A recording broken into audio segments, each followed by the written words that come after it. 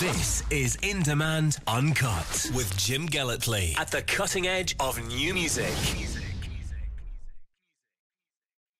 I'm joined right now by a couple of the guys here at Tea in the Park from Twin Atlantic. Hello. Good afternoon. Hello. I was just reminding you there. Yeah. Well, I wasn't reminding you. I had to ask the question for how many times you played Tea in the Park. And this is the 5th. And as it's the 20th Tea in the Park now, that means you played a quarter of all the Tea in the Parks. Yeah. So indeed you are Tea in the Park veterans. Thanks very much for that. Great. I mean, it's a weird fact to take on because we still think of ourselves as Tea in the Park goers.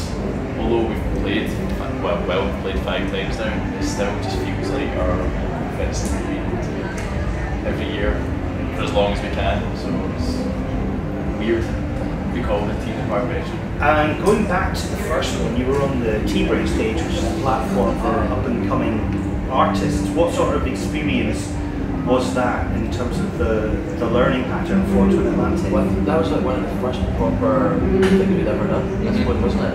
Yeah. But it's just good to get into the kind of environment, festival environment, see what other people are doing, all the people that run the stage are obviously not professionals, so just, I don't know, it just gives you a chance to find out what it's all about, find out, learn, people doing what they're doing. Last year you were on fairly early.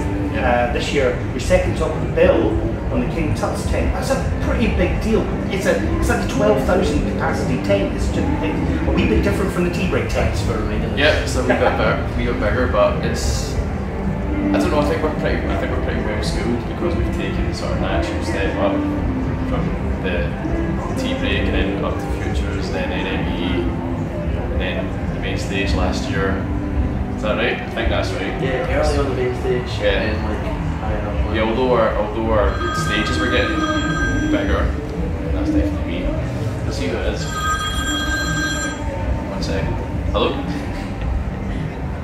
Hi, I'm doing an interview, so I'll phone you back in a second. You're live on the radio colour. Well, okay, here, catch.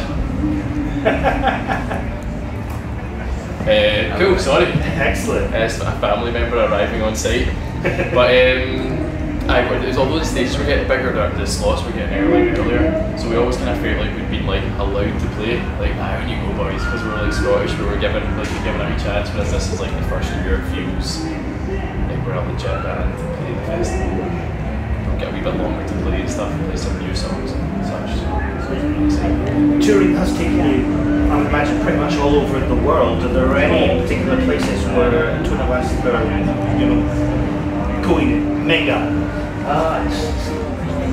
It's difficult for us to know because, for me, you're still like local band. I know, it's strange. In our heads we are too. I know, the UK, really, that's where we can do the best, isn't it?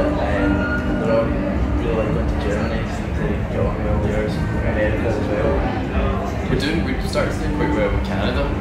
So we did like the Warped Tour last year and takes you around to the different cities in America, and all of a sudden That's a massive deal. There can't be many Scottish bands aside from anything else doing the work tour. Yeah, I'm not sure who else would have done it.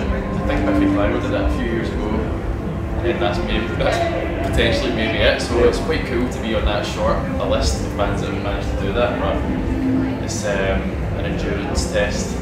Do you think now that you're a more established band, you've got over this being compared to Biffy Clyro thing, or is that still flattering? I think it was always been flattering. I think people kind of thought that we found it offensive, but it was more we just wanted to be given a chance to like show that there's allowed to be more than one band from Scotland that play distorted guitars. It's always been a massive compliment. We're quite good friends with the guys, touring with them and stuff, and it's kind of become a bit more relaxed because we all just laugh about it now. It helped us so much because it allowed people to kind of like make a link between us and give us a chance or give us a listen. So it's always been a massive compliment. Where are we in terms of a new record, sir? We're right in the middle of it. been recording kind of in secrecy. I don't know why. I think it's like David Bowie.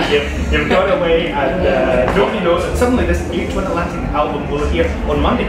Well, not quite. I wish it was Monday because we're so excited to hear what we're doing.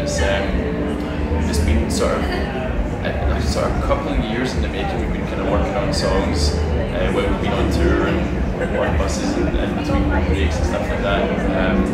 But we've been tracking down in Wales for the last sort of month and a half or so. 2 months. 2 months. We go back on Sunday night to finish it off for another couple of weeks. But we're playing new songs today. That's what I was going to ask. Yeah. Is a festival the right place to be playing new songs? I think on the Tier 20 documentary on the BBC, Noel Gallagher said, you go, you play the hits. Yeah, well, He's because he's got the hits. he's allowed to say that, but we've only really got one album that the majority of people know. So a lot of our sets kind of made up of new stuff for a lot of people anyway. So I don't know, we're kind of used to being like, we were a support band for so many years that we've learned how to play music people don't know. Whereas Oasis got so many hits and so many good records. They're allowed to say that, I suppose. Guys, you're fantastic Tina Park. Cool. And there's some beer behind us. Do you want me to go get a I think In Demand. Uncut.